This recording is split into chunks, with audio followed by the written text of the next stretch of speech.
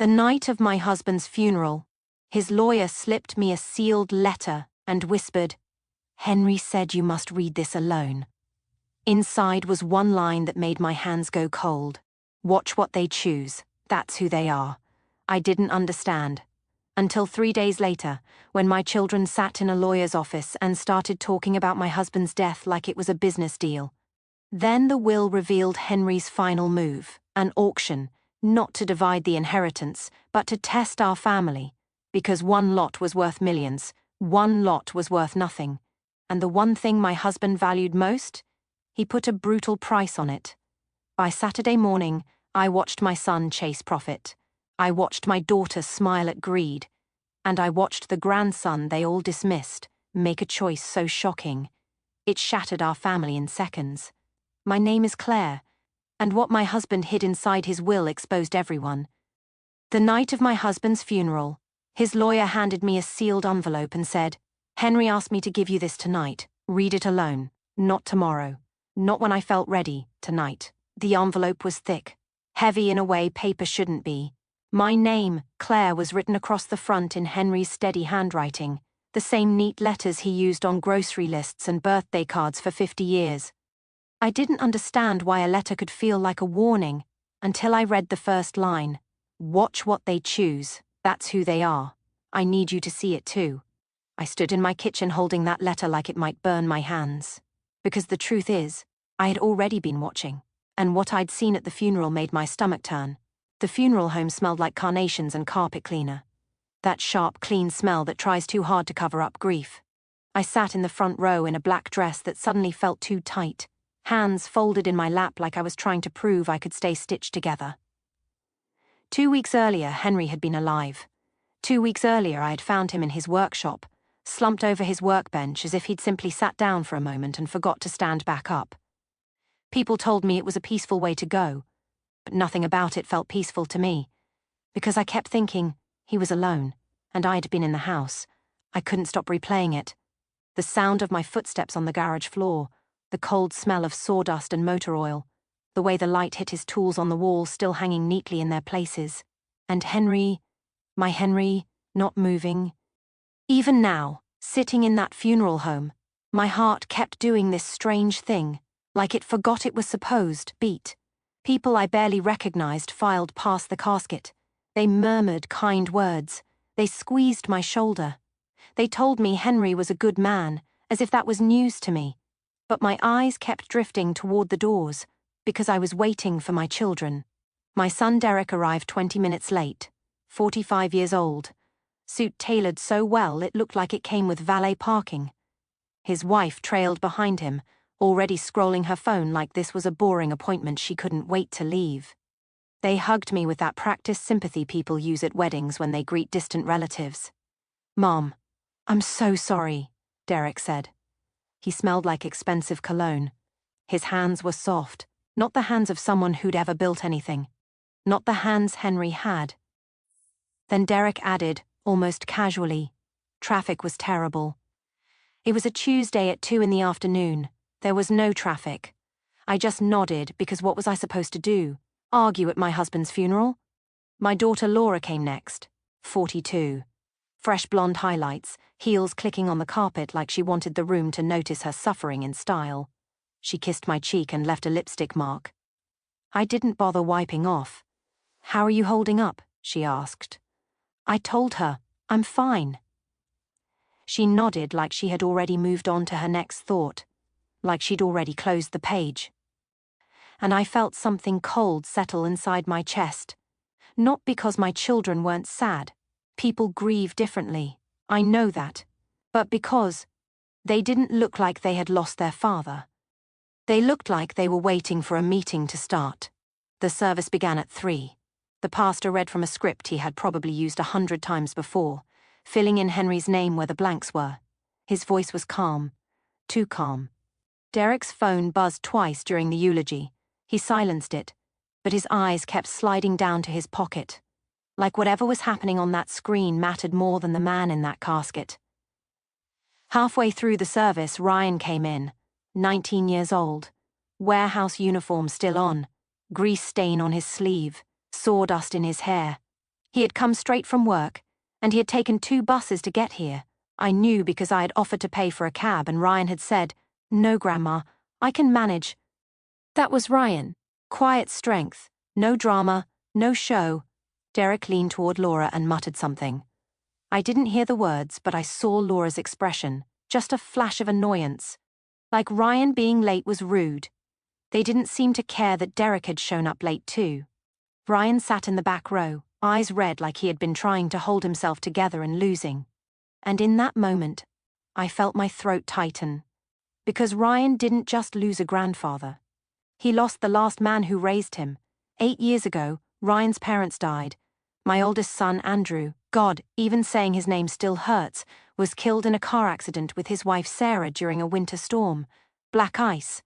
One of those tragedies that makes the news for a day and then disappears, while the people left behind drown in it forever. Ryan was 11. No siblings. Sarah's parents were too old to take him. Henry and I didn't hesitate. We brought him home that same week.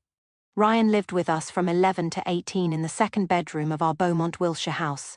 Ate breakfast at our table. Did homework at our dining table. Slammed doors sometimes, like all kids do, but always came back 5 minutes later to apologize. Henry had a philosophy about raising kids. Earn what you spend. Build from nothing. Don't ask for shortcuts. Henry had started as a laborer, worked his way up, built a small civil engineering firm with his bare hands and stubborn pride. Retired at 65 with enough money to be comfortable, but never flashy. Derek used to roll his eyes at that. Laura used to call it old-fashioned. Ryan respected it like it was sacred. When Ryan turned 18, he told Henry he wanted to move out and do it on his own. Henry didn't argue. He didn't beg him to stay. He just nodded like he understood. Ryan moved into a studio apartment in a rough part of town and started working 50-hour weeks in a warehouse. He rides the bus everywhere. He doesn't own a car. He's taking night classes at community college now, studying engineering like Henry did. And Derek thinks Ryan's life is stupid. He said so at Easter, standing in my kitchen with a beer in his hand. You know Grandpa would help you, right? Derek had said. You don't have to live like this. Ryan had looked at him calmly and said, Grandpa built everything himself. I want to do the same. Derek laughed. You're going to work yourself to death to prove a point nobody cares about. Ryan didn't argue. He just went back to washing dishes. That's Ryan. He doesn't fight for pride. He fights for what matters. At the funeral, Ryan stood and walked to the casket. He didn't cry. He just placed one hand gently on Henry's chest and bowed his head. 5 minutes, maybe longer. People shifted in their seats, uncomfortable with the silence, but Ryan didn't move. Finally, he stepped back and walked to the back row again, eyes fixed on the floor. And I thought, that boy is grieving like his whole world just split open, because it had. After the service, people gathered in the lobby, coffee in paper cups, cookies on plastic trays. Derek and Laura stood near the coffee station, talking in low voices. I wasn't trying to listen, but grief makes you notice everything. And I heard Derek say, Do you think the old house is in the will? Laura glanced around like she was checking for cameras. The one on Landers Street? She asked. That neighborhood exploded. It's worth at least $800,000 now. Derek's voice sharpened. Are you serious? Laura nodded. We could split it, sell it. They were talking about the house where they grew up, the backyard with the oak tree, the hallway where they used to run and laugh and crash into the walls, the kitchen where Henry used to make pancakes on Sundays, and there they were, calculating its value like it was a prize, while Henry was still warm in the ground. I turned away before they saw me listening, because if they saw my face, they would know exactly what I was thinking. And the truth is, I was afraid of my own thoughts. That evening, the post-funeral gathering was at my house, the smaller Beaumont, Wiltshire house Henry and I bought after we downsized. 2 bedrooms, 1 bathroom. The garage workshop where Henry spent most of his life. Derek and Laura stayed 20 minutes. Laura said her daughter needed to get home before dark. Derek said he had a conference call. They hugged me again with that same practice sympathy, promised to check in soon, and left. Ryan stayed. He didn't ask if I needed help. He just started cleaning. He washed casserole dishes, folded chairs, threw away paper plates.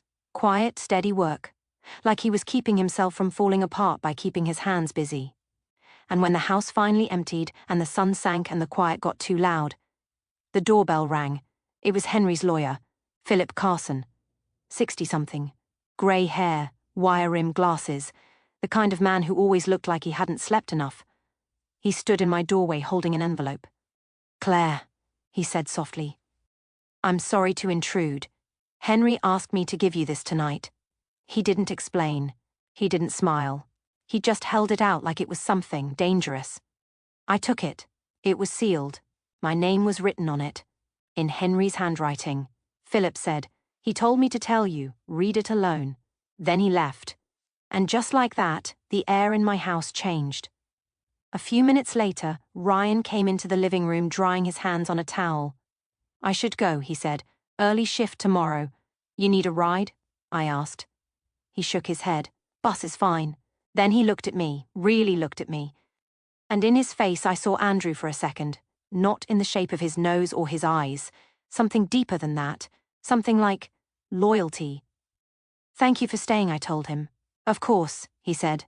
"I'll come by this weekend, help with anything you need." And when he left, I sat at my kitchen table with Henry's envelope in front of me.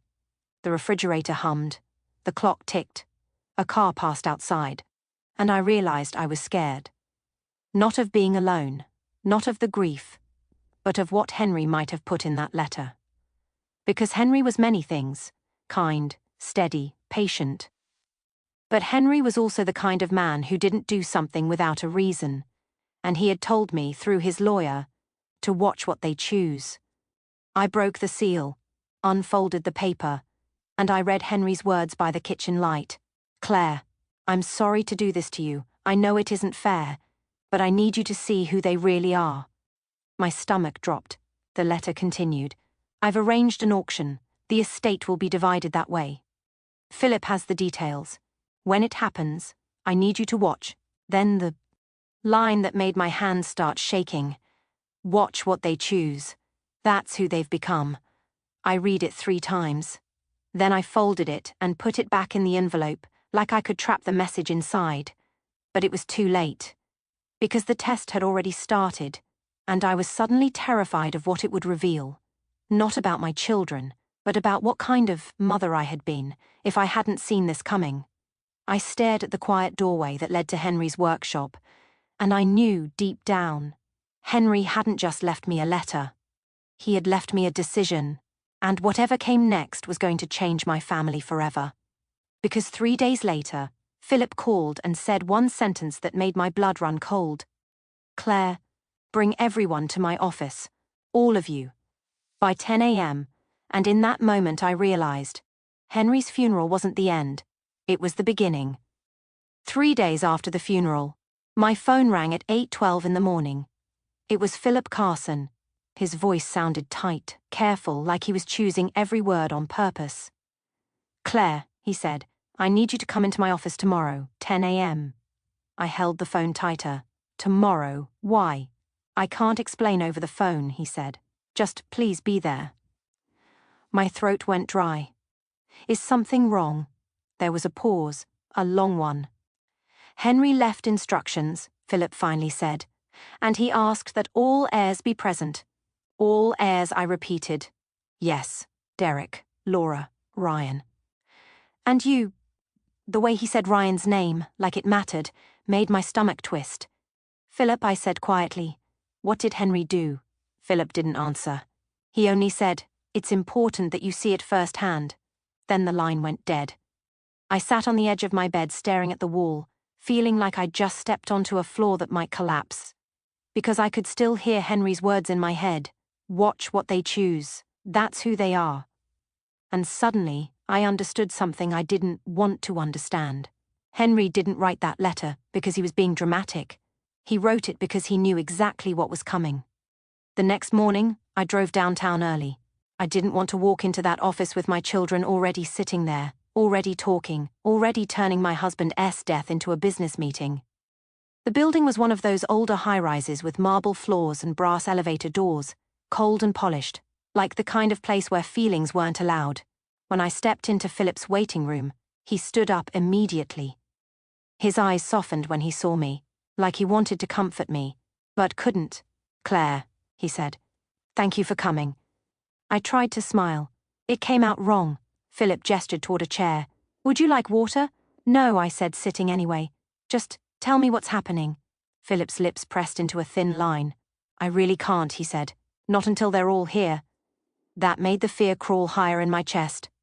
Derek arrived first. Of course he did. Not because he cared, but because Derek never missed a meeting when money might be involved. He walked in with that confident stride, shook Philip's hand like they were business partners, and sat down like the room belonged to him. "Morning," Derek said, checking his watch. "Let's get this over with." I stared at him. Not long ago, he used to call Henry every Sunday night. Now he spoke about his father's will like it was a delayed flight. Laura came next, 10 minutes later, carrying a leather purse with gold hardware. She kissed my cheek, then immediately pulled out her phone and started tapping. "You okay, Mom?" she asked without looking up. "I'm here," I said. "That's all I can manage." She hummed like I'd confirmed an appointment. Then she glanced around the office, eyes scanning the shelves, the desk, the framed certificate behind Philip. "You'd think Dad would have updated his lawyer," she said lightly. "This place looks like it's from the 90s." Philip's jaw tightened, but he didn't respond. He just kept waiting. Ryan was late. 10 minutes. Then 15. Derek sighed loudly, like Ryan had personally insulted him. "Unbelievable," Derek muttered. "Always late." "Always." The door opened and Ryan stepped in, breathing hard, hair damp with rain. "I'm sorry," he said quickly. "I had to miss my shift. The bus." Derek leaned back in his chair with a smirk. "Of course. The bus." Ryan ignored him and sat in the chair farthest away from Derek and Laura, like distance could protect him. His eyes flicked to me, and I saw guilt there. Not because he'd done anything wrong, because he hadn't, but because he could feel what this was about. He could feel the tension sitting on the air like a weight. Philip cleared his throat. "Thank you all for coming," he said. "I know this is difficult. I'll be as clear as possible." He opened a folder and pulled out the first document. Henry's will. My heart started pounding so hard I could hear it in my ears. Philip read the opening words. The legal language, the formal lines that turned 50 years of marriage into ink and signatures. Then he reached the part where it stopped being normal. "Henry's estate has been appraised," Philip said. Derek sat up straighter. Laura's eyes finally left her phone. Ryan stayed still, shoulders tense. "The total value is approximately $1.7 million. Laura's lips parted slightly. Derek let out a low whistle, like he was impressed, and I felt sick, because Henry wasn't even cold in his grave and they were already reacting to a number. Philip continued. "The estate will be distributed through an auction." Silence. Then Derek laughed, but it wasn't happy. "An auction," he said. "You're joking." Philip didn't blink. "I'm not." Laura leaned forward. "Why would Dad do that?"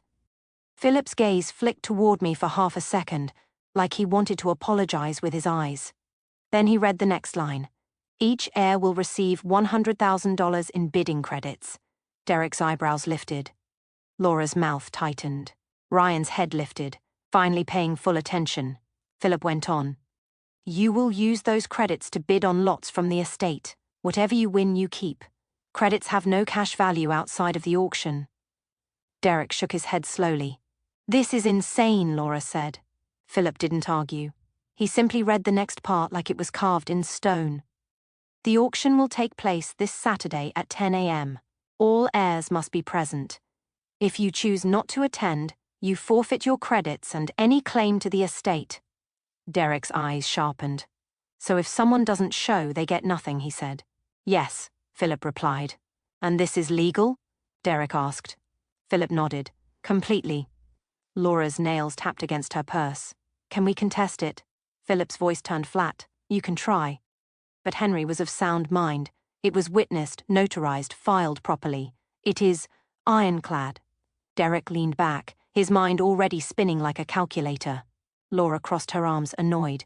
Ryan stayed quiet, but his jaw tightened. Philip pulled out another sheet of paper. "There are 5 lots," he said. "I'll walk you through them." He read slowly. Lot 1. The house on Flanders Street in Laurelhurst. Appraised value. $850,000. Minimum bid, $90,000.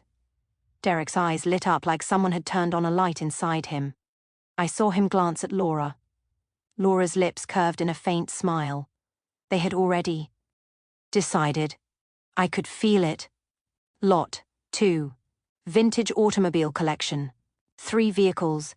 Appraised value. 320,000. Minimum bid, 90,000. Laura leaned forward even more. Lot 3. Workshop tools and equipment. Appraised value, 15,000. Minimum bid, 5,000. Ryan's head lifted higher. That was the first time I saw emotion in him besides grief, because that workshop was Henry. Those tools were Henry's hands. Philip paused before the next line. Lot 4, stock portfolio, diversified holdings. Current market value, 150,000. Liquid assets. Minimum bid, 85,000. Derek's eyes flicked toward Ryan. Quick, sharp, assessing. And something about that glance made me uneasy. Then Philip took a breath. And Lot 5. He hesitated like he hated what he was about to say. Henry's personal effects collection. Journal. Photo albums, military medal, pocket watch, letters, wedding ring, memorabilia. Ryan was staring at Philip now like he couldn't blink. Philip's voice lowered. Appraised value, 0. Sentimental only. Derek let out a harsh laugh. Wait, Derek said. So we're supposed to spend 85,000 credits on photos? Philip didn't answer. He only read the final line. Minimum bid, 85,000. And my heart stopped, because Henry's letter flashed through my mind again. Watch what they choose. And now I understood. Henry wasn't dividing money. He was forcing choices, forcing them to show what mattered to them, when it cost something real. Philip swallowed. There's one more instruction, he said. And the way he said it made the air in the room thinner. In the event of identical bids, priority goes to the eldest heir by birth order. Derek smiled. Just a little. And Laura's eyes darkened. And Ryan looked down at his hands like he already knew the game was rigged against him. I sat there listening to all of it, my husband's voice echoing in my head. And I realized the truth. Henry didn't set up an auction. Henry set up a mirror. And in 4 days, I was going to be forced to watch my family look into it. The meeting ended the way storms end, suddenly, and with a silence that feels louder than shouting. Philip stacked the papers neatly, like he could organize the damage. Derek stood first, straightening his suit jacket. Laura slid her phone back into her purse. Ryan didn't move for a moment, like his body was still catching up to what his mind had heard. I stayed seated, because I couldn't shake the feeling that Henry wasn't gone. Not really. It was like he was standing in the corner of that office, arms crossed, watching us all the same way he used to watch people when he didn't trust what they were saying. Philip cleared his throat. I'll email the auction address tomorrow. Derek nodded like he was confirming a meeting location. Good. Laura stood and looked at Philip. This is dramatic. Dad always had to make things complicated. Philip's face didn't change, but his eyes did. They hardened slightly. Henry was very clear, he said. This is what he wanted. Laura's smile was thin. Right. Of course. Then she turned to me. Mom, you okay? She asked, and the words sounded right. Soft, concerned. But her eyes didn't look concerned. Her eyes looked busy, like she had already started sorting numbers in her head. I wanted to scream at them. I wanted to say, your father just turned into a list of lots and bids and minimums, and you're treating it like a game. But I didn't. Instead, I nodded. I'm fine, I lied. Because that's what mothers do when their children are disappointing.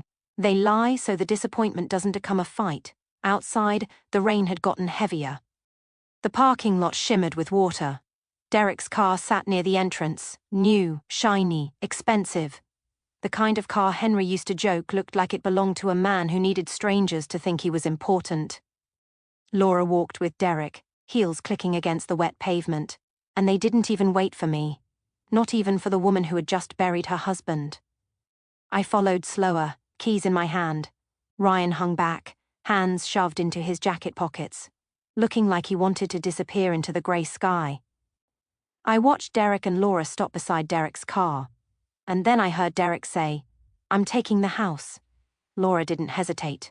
Fine. I want the cars, Derek snorted. Of course you do. They're easier to sell, Laura said. And the market is hot right now. They were saying it plainly, not even whispering, like it was normal to plan a profit while their father's will was still fresh ink in the lawyer's folder. I stopped walking. I stood behind a concrete pillar near the building entrance, close enough to hear but far enough that they wouldn't see me unless they turned their heads. My heart was pounding again, not from fear this time, from anger. What about the stocks? Derek asked. Laura shrugged. Ryan can have them.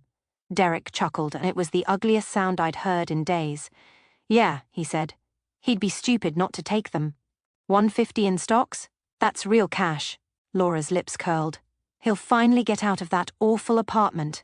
Derek's voice sharpened. Ryan's naive, but he's not stupid. He'll take the stocks. I felt my stomach twist.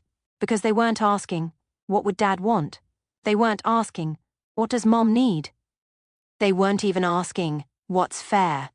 They were deciding like predators dividing a meal. Then Derek opened his car door. Laura climbed in, and before she shut it, she said something that made my blood run cold. Lot 5 won't matter, she said.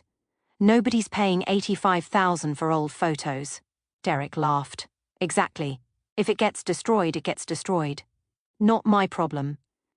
The car doors shut, and they drove away, just like that, rain spraying from the tires. And I stood there under that grey sky thinking, Henry knew.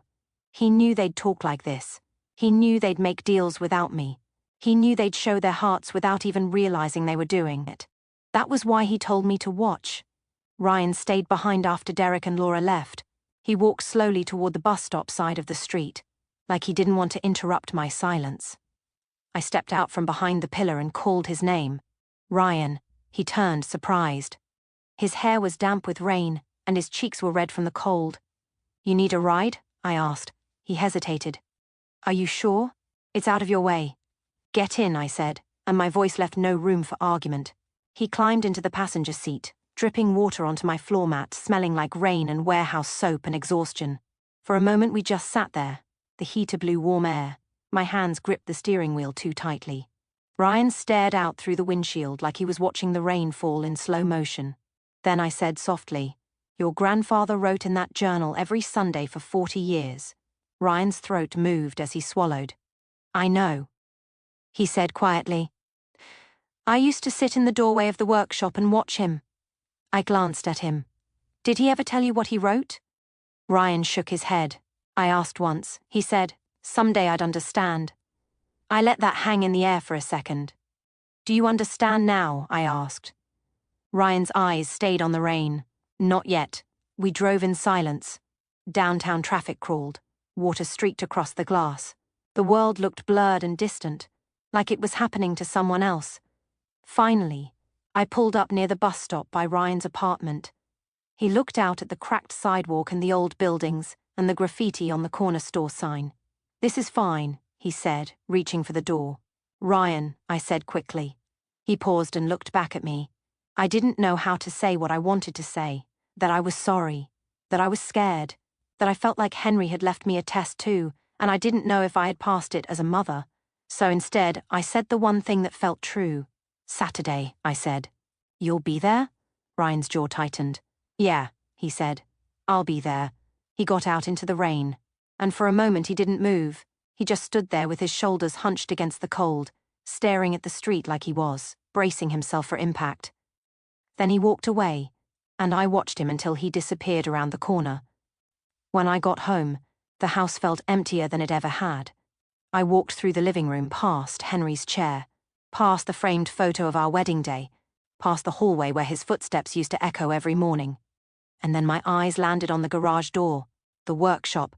I opened it. Cold air rushed out, carrying the smell of sawdust and oil. And for a second I thought I saw him.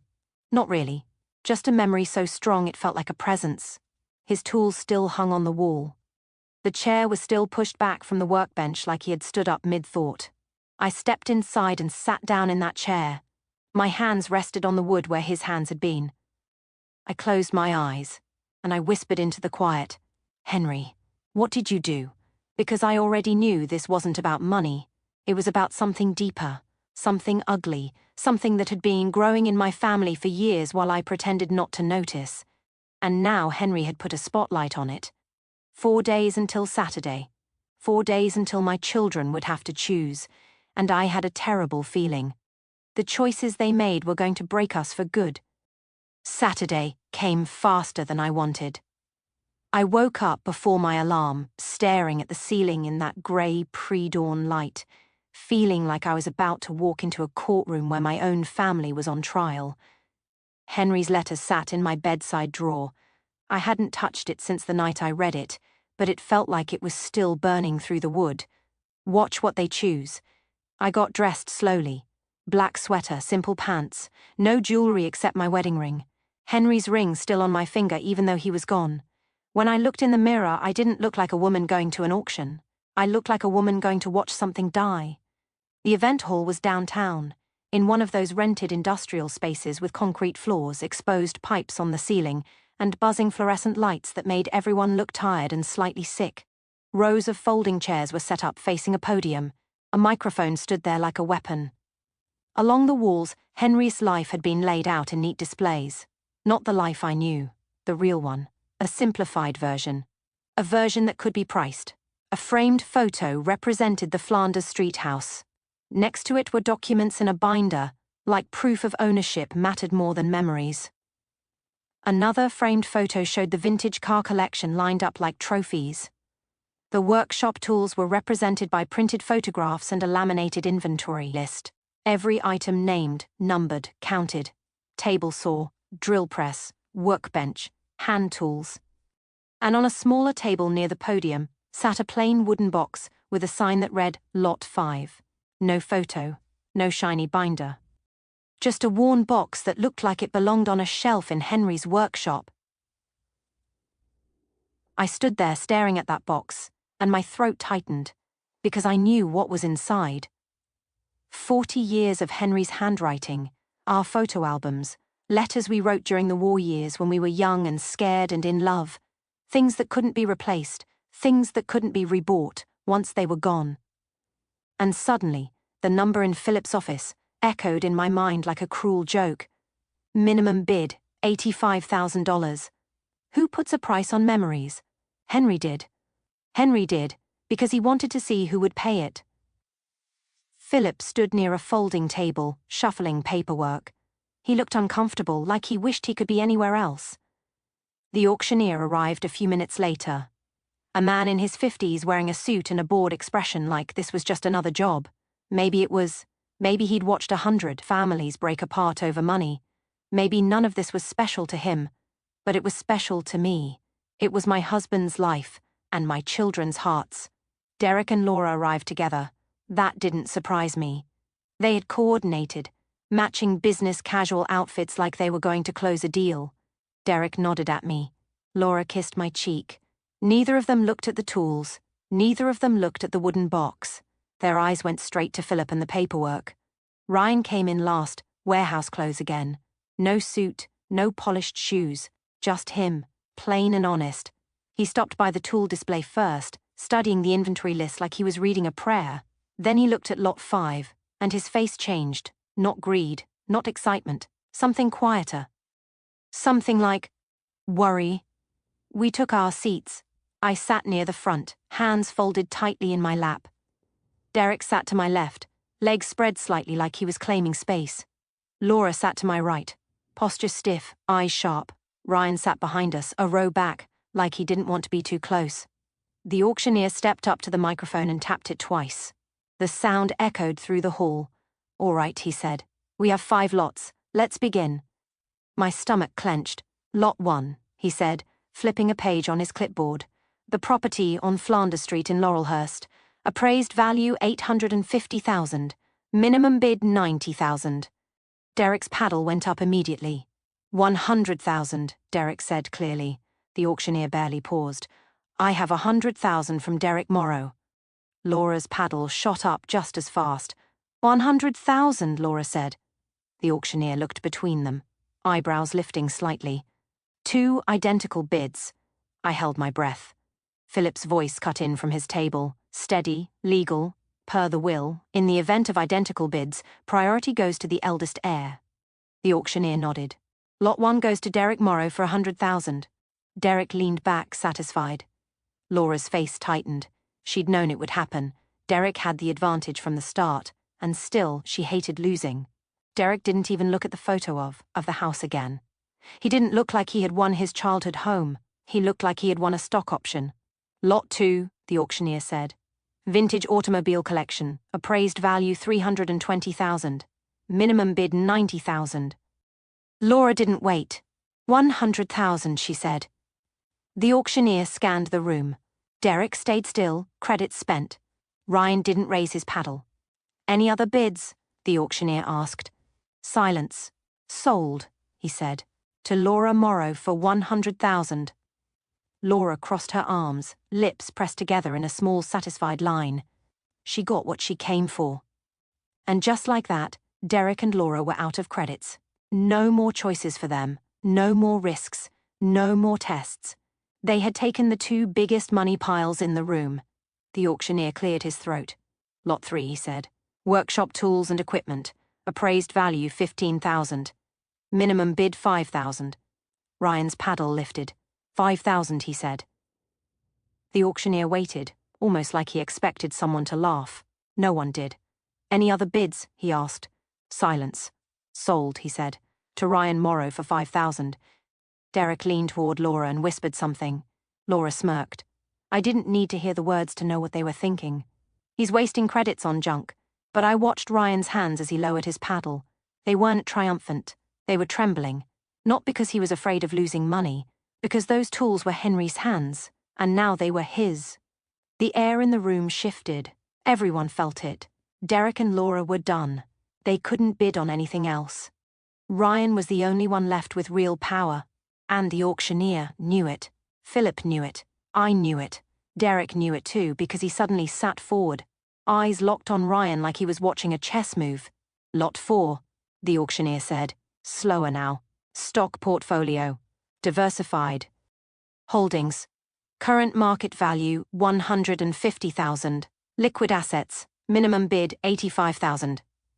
Every head turned toward Ryan. Laura leaned forward. Derek's eyes widened slightly. And then Derek stood up, voice loud enough for the whole room. Ryan, he said, listen. You spend 85,000 credits, you get stocks worth 150. Sell them Monday. Real cash. Laura nodded fast. Ryan, this is liquid. This is your future.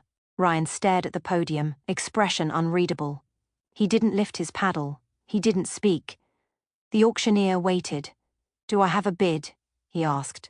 Derek's voice sharpened, almost desperate. Ryan, don't be stupid. Ryan finally lifted his head. And he asked one question that made the room freeze. What's lot 5 again? He said quietly. The auctioneer blinked. Excuse me? Ryan's eyes didn't move. What's the minimum bid for lot 5? Philip answered from his table, voice calm. 85,000. The room went dead silent.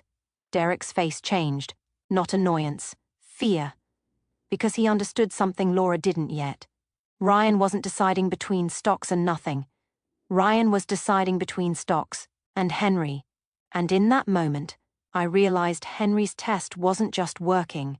It was about to cut straight through us like a blade. Because Ryan's next move would expose everything.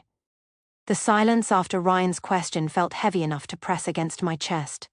What's the minimum bid for lot 5? It echoed in my head like a warning bell. Derek stood frozen, his mouth half open, eyes locked on Ryan. Laura's brows pulled together, confusion flickering across her face before turning sharp. The auctioneer cleared his throat, uncomfortable. 85,000, he repeated. Same as lot 4. Ryan nodded slowly, like he was confirming something he already knew.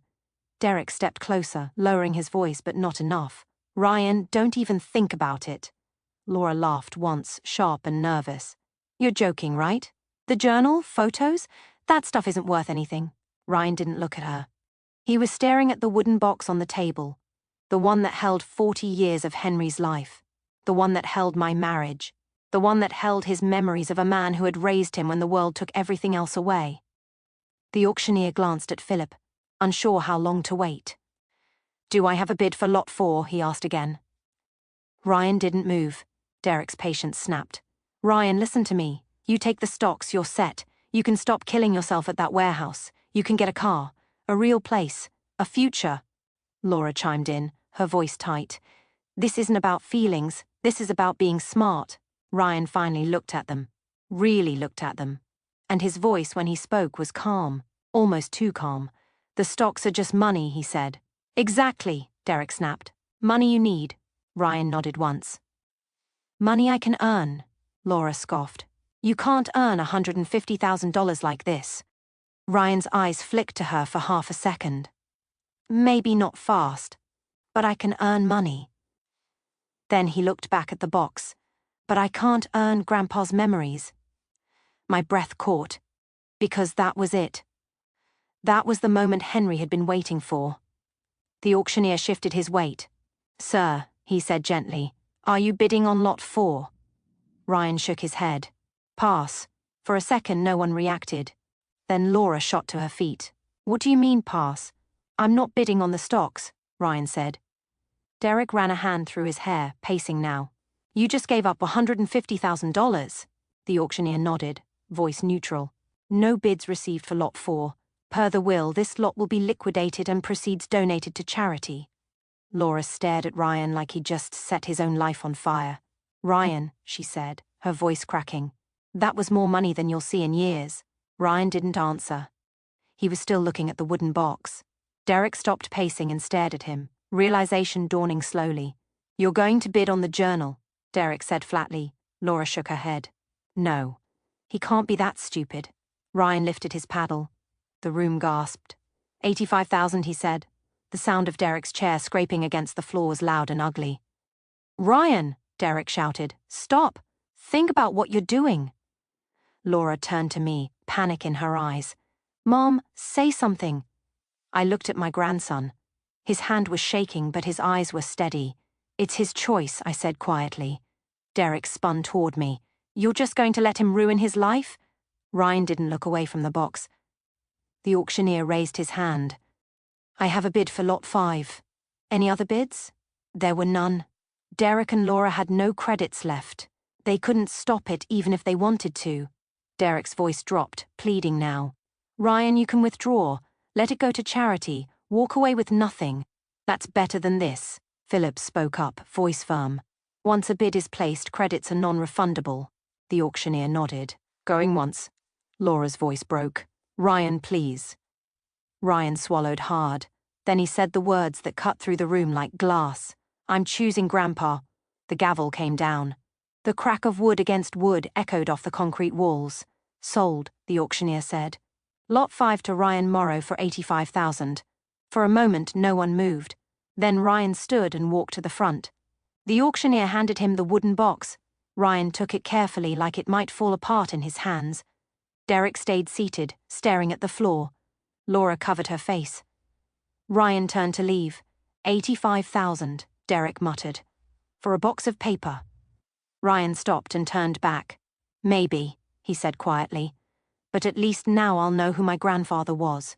Derek looked up, eyes blazing. "You're an idiot." Ryan met his gaze. "Maybe." Then he added softly, "Can you say the same?" No one answered.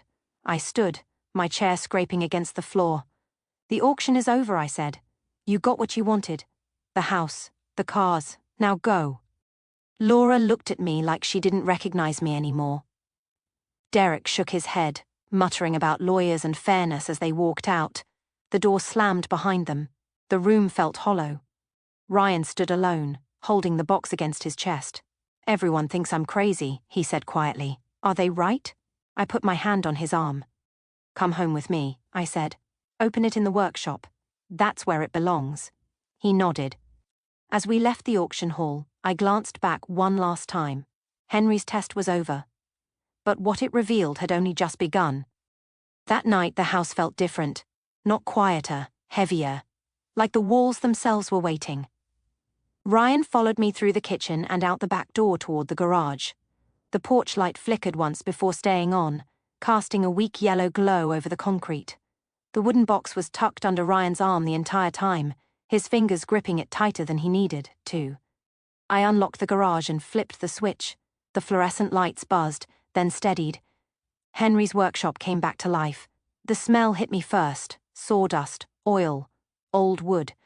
The same smell that used to cling to Henry's shirts when he came inside for dinner. The same smell that told me he'd had a good day. Ryan stopped in the doorway. He didn't step in right away. He just stood there looking, at the workbench, at the pegboard with empty hooks where tools had hung, at the chair pushed back slightly, like Henry had just stood up to grab something.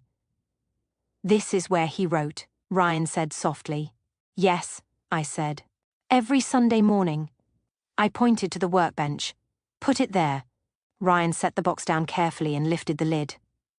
Inside were the pieces of a life, photo albums stacked neatly, a small velvet case holding the Purple Heart, a brass pocket watch, scratched but polished from years of use, bundles of letters tied with faded string, and on top of everything, the journal. The leather was worn smooth, the spine cracked, pages yellowed at the edges. Ryan picked it up like it might be warm. He opened to the first page. Henry's handwriting filled the paper. Steady, careful, familiar. Ryan read out loud. March 3rd. Andrew turned 8 today. Taught him to use the table saw. He was scared at first, kept his hands too far from the blade. But he listened, asked questions. That's all you can ask of a kid. That they listen. I closed my eyes. I remembered that day. Andrew had come inside covered in sawdust, grinning like he'd built a castle instead of a birdhouse. Ryan turned the page. Entries passed under his fingers. Birthdays, school plays, family dinners, small moments that didn't seem important at the time, but mattered enough for Henry to write them down. "Here," Ryan said, stopping. He tilted the journal toward me. "Andrew's graduation." He read quietly. "Andrew shook my hand today like he was already a man. I'm proud of him. I hope he knows that." Ryan swallowed. "Did he?" Ryan asked. "Yes," I said. "He knew." Ryan flipped a few more pages. Then he stopped again. "This one's about me," he said. His voice cracked just a little. He read, "Ryan moved in today, 11 years old, lost both parents and still said thank you when I gave him his room. That boy carries more weight than he should. I'm going to teach him how to set it down." Ryan stared at the page. "I didn't know he felt that way," he whispered. "He did," I said. "He just didn't always say it out loud." Ryan kept reading. There was an entry from the day Andrew and Sarah died. Ryan paused there, his face changing. "Do you want me to skip this?" I asked gently. He shook his head. "No, I need to read it." He read silently this time. When he finished, he closed the journal and rested his hands on it, breathing slowly. "What did it say?" I asked. "That he didn't know how to be a father again at 68, Ryan said. "But he promised he'd try." Tears slipped down Ryan's face. He didn't wipe them away. He didn't apologize. He just let them fall. We sat there for a long time. The quiet wasn't empty anymore. It was full. Finally, Ryan flipped to the last pages. Near the end, an entry dated 2 weeks before Henry died. Ryan read it out loud. "If you're reading this, you chose memory over money. You spent $85,000 on paper and photos and old metal. The others think you're insane. Maybe you are. But I think you just proved you're the person I hoped someone would become." Ryan stopped. His hands were shaking now. He kept reading. "Tomorrow morning, go see Philip Carson. He has something for whoever reads this. You didn't earn it because of blood. You earned it because you listened, because you valued what matters." Ryan stared at the page, then at me. "There's more?" he asked. "I don't know," I said honestly. "But we'll find out." The next morning, Philip met us at his office. He was already standing when we walked in. He didn't look surprised. He reached into his desk and pulled out a large envelope sealed with Henry's handwriting. "For whoever won Lot 5, Philip said, handing it to Ryan. Ryan opened it. Inside were legal documents. A property deed. Ryan frowned. "What is this?" Philip folded his hands. 40 acres in Clackamas County, Oregon property. Ryan blinked. "How much is it worth?" Philip didn't hesitate. "Last appraisal was $2.8 million. The room went still. Ryan slowly sat down. I didn't know, he said. I swear I didn't know. I know. Philip said. Henry designed it that way. Ryan unfolded a second letter from the envelope. He read it out loud. I couldn't give you this openly. If I had, the others would have fought you for it, so I made you earn it without knowing it was there. The auction wasn't about dividing my estate. It was about revealing character. Ryan lowered the letter. He planned everything, Ryan whispered. Yes, I said. He did. They found out 2 days later. Derek and Laura showed up furious, shouting, accusing, calling the auction a scam, calling Ryan a liar. But it didn't matter. The will was legal. The choice was theirs. They left without saying goodbye. Again, weeks passed. The house stayed quiet. Ryan kept working at the warehouse. Developers called him daily. He didn't answer. One afternoon I asked him why. He smiled softly. Grandpa didn't build his life to flip it, he said. I won't either. That Sunday, Ryan came by like he always did. Helped with groceries. Fixed a loose cabinet hinge. Sat with me at the kitchen table. Before he left, he handed me the journal. I think this belongs here, he said. In the workshop. Where he wrote it. I ran my fingers over the leather. You can take it any time, I said. Ryan shook his head. I don't need to own it. I just needed to choose it. After he left, I stood in the workshop alone. I turned off the light.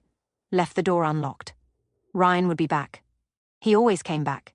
And in that quiet space, I finally understood Henry's test. He wasn't punishing our children. He was revealing them. And in doing so, he showed me something else too. Family isn't who takes the most. It's who chooses you. When choosing you costs everything. 2 days after the deed was filed, I was standing in my kitchen making tea when I heard tires squeal in my driveway. Not a normal pull-in, not a calm arrival. It was the sound of anger. Car doors slammed so hard the windows rattled. Then pounding, fast, hard fists on my front door like whoever was outside didn't believe in knocking. I froze with the kettle in my hand. For one strange second, my first thought was Henry. Like maybe he'd come back and this was some sick dream. Then I heard Derek's voice through the door. Open up. My stomach dropped. I set the kettle down, wiped my hands on a dish towel, and walked to the door slowly. I already knew what this was. They hadn't visited to check on me after the funeral. They hadn't come to share memories. They hadn't called once. But now they were here. I opened the door and there they stood. Derek and Laura, both red-faced, breathing hard, eyes bright with fury. Derek didn't even say hello. He shoved past me into the house like he owned it. Laura followed, her heels clicking fast, sharp, like she was marching into a fight. You hid it, Derek spat, turning back toward me. You hid a $3 million asset. My chest tightened. I didn't hide anything. Laura's eyes narrowed. Don't play innocent, Mom. The Oregon property, 40 acres, $2.8 million. I could barely process how quickly they'd turned Henry's secret into a number. Not land, not a place, not something Henry cared about. A number. Derek's voice rose. How long have you known? I found out when Ryan did, I said, forcing my voice to stay steady. Derek laughed, loud and bitter. Oh, come on. Ryan was sitting on the couch in the living room. He'd been here since Philip's office, like he knew the storm was coming and didn't want me to face it alone. He stood up slowly. I found out this morning, Ryan said. I didn't know before. Derek stormed toward him. In 2 steps, he was right in Ryan's face, close enough that I could see the veins in Derek's neck. Liar, Derek hissed. Nobody spends $85,000 on a journal without knowing there's a payoff. Ryan didn't flinch. I didn't know, he said again. Laura pointed at the papers on my dining table. Philip had left copies with me, the legal documents folded neatly. This auction was a scam, she said. Dad rigged it. Derek turned to me. And you let him? That sentence hit me harder than I expected, because for a second, I saw Derek as a child, 10 years old, running into the house with scraped knees, looking at me like I could fix anything. And now he was looking at me like I was his enemy. I stepped between Derek and Ryan. Enough, I said firmly. This is my house. Derek's eyes flashed. Your house? Mom, the will is legal, I cut in. And the auction was fair. Laura shook her head, voice sharp with disbelief. Fair? You're saying it's fair that Ryan gets millions and we get nothing. I took a slow breath. This was the moment. This was where Henry's test turned into a truth nobody could hide from. You got what you chose, I said. Derek blinked. What? I pointed toward the air like the auction hall was still in front of us. You chose the Flanders Street house. You wanted something you could sell. Derek opened his mouth, then shut it again. I turned to Laura. You chose the cars. You wanted something you could cash out. Laura's face tightened. That's not... It is, I said. My voice stayed calm, but inside I was shaking. You both walked into that room and chased the biggest price tags. Derek exploded. Because that's what a smart person does. Ryan spoke quietly. Grandpa wasn't asking who was smart, he was asking who cared. Derek snapped toward him. You don't get to talk like you're better than us, you got lucky. Ryan's eyes were steady. I got what I bid on, the same as you. Laura's voice cracked. You just happened to get a hidden prize. I looked at her. No, she wasn't heartbroken. She was furious. Because the story in her head was that Henry had cheated her, that Henry had betrayed her. But Henry hadn't betrayed her. Henry had revealed her. The property was part of Lot 5, I said.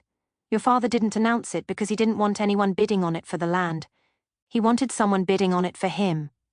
Derek's face turned darker. So he set us up, Derek said, voice low. He set us up to fail.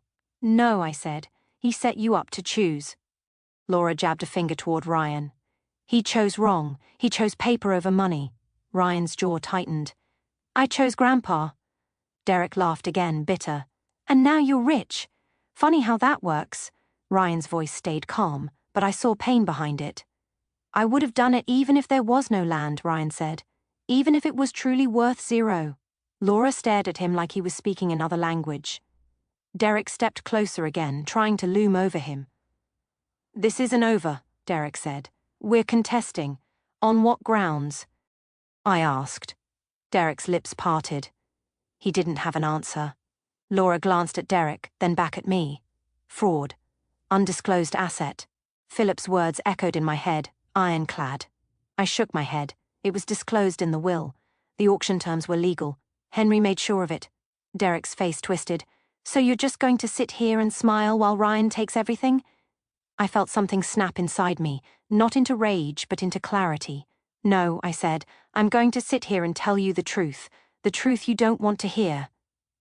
They both went quiet. I held Derek's gaze.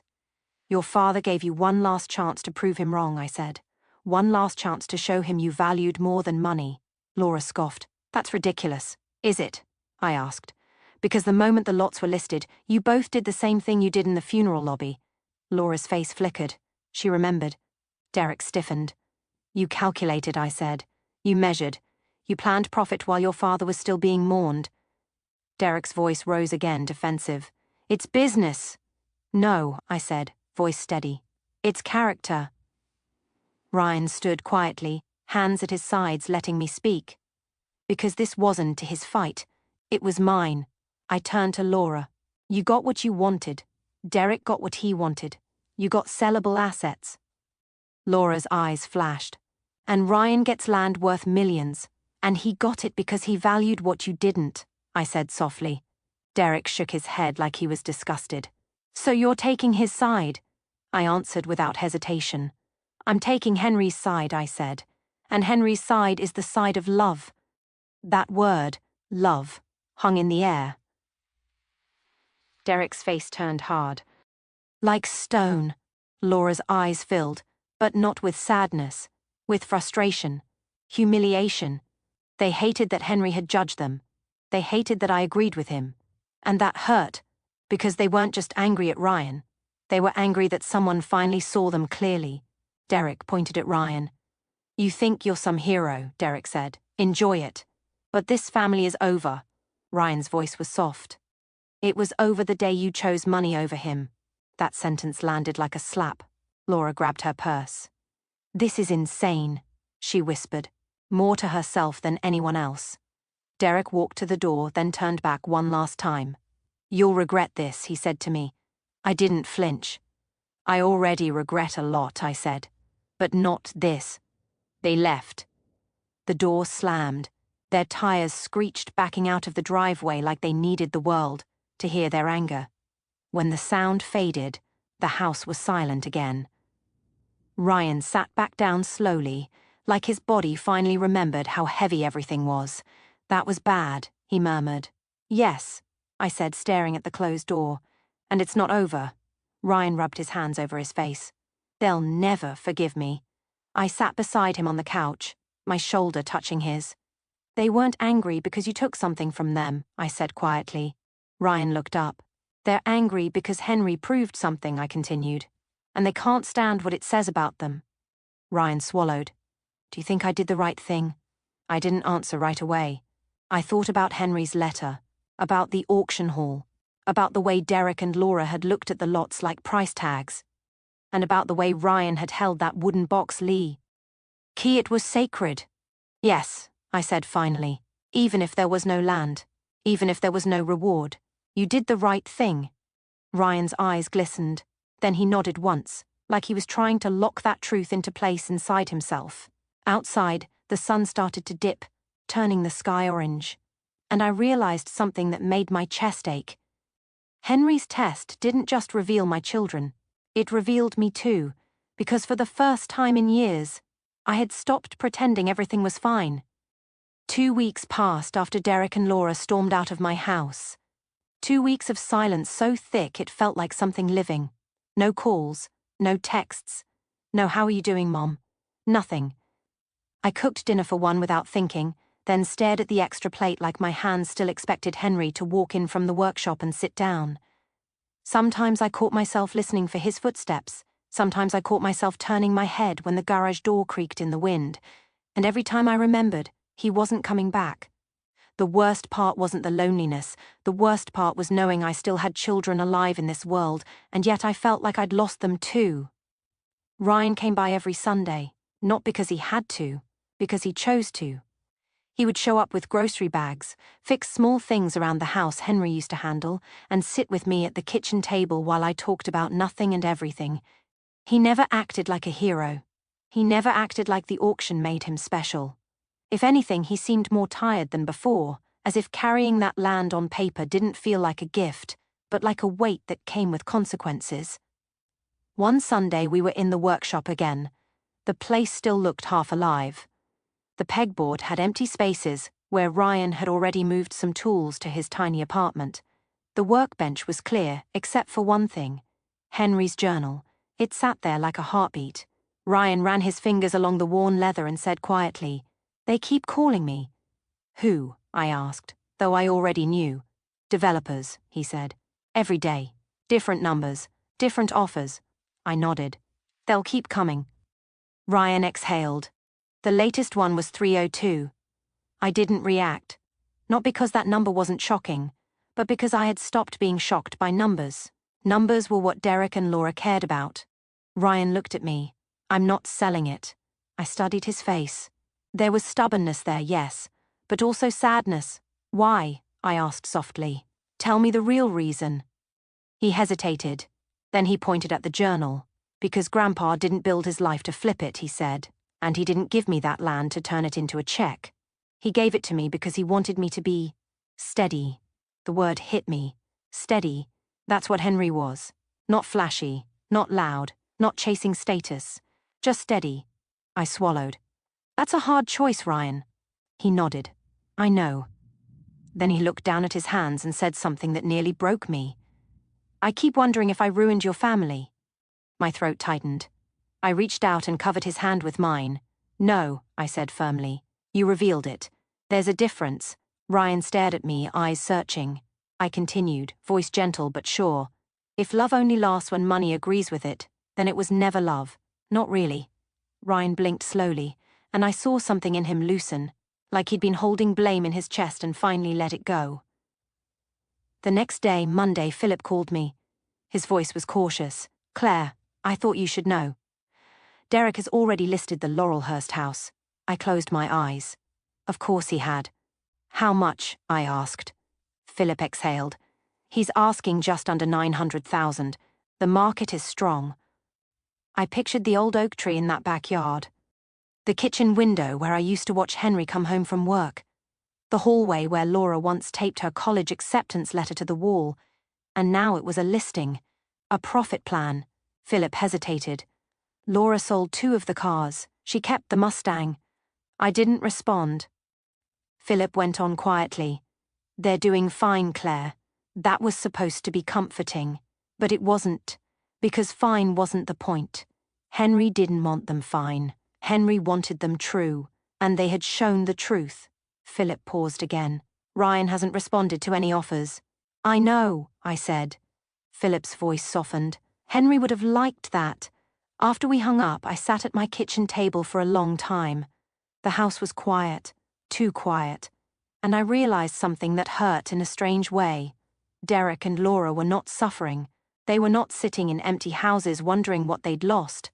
They were moving forward, selling, counting, planning, and that meant the thing Henry had warned me about was real. They weren't grieving him. They were replacing him. That Sunday, Ryan came back. He carried a small wooden box, one I recognized immediately. Henry had made it years ago. Smooth edges, handmade joints, a lid that fit perfectly. Ryan set it on the workbench and opened it. Inside were letters, old envelopes, yellowed and fragile, written in handwriting I hadn't seen in years. Ryan picked one up and read the return address. "These are from my dad," he whispered. His voice broke. He opened one carefully, read silently, then closed his eyes for a second, like he needed to breathe through it. "These were written before I was born," he said. I nodded. Henry kept everything. Ryan swallowed hard. "Do you think he knew I'd choose the journal?" I stared at the empty hooks on the pegboard, the places where Henry's tools used to hang, and I thought about the test, the trap, the mirror. Henry didn't know everything, but he knew enough. "I think he hoped," I said. Ryan looked at me. "There's a difference," I added. "Knowing is certainty, hoping is love." Ryan nodded slowly. Then he said the sentence that proved Henry had been right. "I don't regret choosing the journal," Ryan said. "Even if there was no land, even if there was no reward, I still would have done it." My eyes filled. I didn't wipe them. I just let them be there. "Then you deserved it," I whispered. That night, after Ryan left, I went into the workshop alone. I turned off the light and stood in the dark, letting the smell of sawdust and old oil wrap around me like a memory. I thought about Henry's last entry. The auction wasn't about dividing my estate. It was about revealing character. And I understood it now. Henry wasn't trying to punish Derek and Laura. He was giving them a final chance to choose him, a final chance to value the things that don't have a resale price. They didn't choose him, and it broke something in me, because it meant the people I raised had become strangers, but it also healed something, because it meant I finally saw the truth without excuses, and I finally saw Ryan for what he was, not lucky, not clever, not a winner of a rigged game. A young man who loved a man enough to sacrifice comfort, a young man who chose memory over money, a young man who kept showing up. A week later, I received a text from Laura. It was one sentence. "I hope you're happy." I stared at it for a long time. Then I typed back, "I'm not happy, but I'm awake." She didn't respond. And somehow, I felt lighter anyway, because I wasn't going to beg my children to love me. I wasn't going to chase them the way I'd chased peace for years. If they wanted a relationship, they would have to come back with something other than anger and demands. They would have to come back with humility, with honesty, with love. And if they never did, then I would still have a family, maybe smaller, maybe quieter, but real. So here's what Henry's test taught me. Some people love you until loving you costs them something. Some people value you until valuing you requires sacrifice. And when the price is high, that's when you find out what you truly mean to them. Henry didn't leave me money. Henry left me sight. He forced me to see the truth, and the truth was painful. But it was also freedom, because from that moment on, I stopped measuring my worth by who stayed. I started measuring it by who chose me, when they didn't have to. And Ryan did. Every Sunday, every time, he came back. And that's how I know Henry's last lesson was true. The best inheritance isn't land or cash. It's character. It's love that doesn't need a reward. It's the kind of choice that tells you who someone really is, even when it costs everything. So tell me, was Henry right to test his family this way, or was he unfair to Derek and Laura? And if you were Ryan, would you have chosen the journal?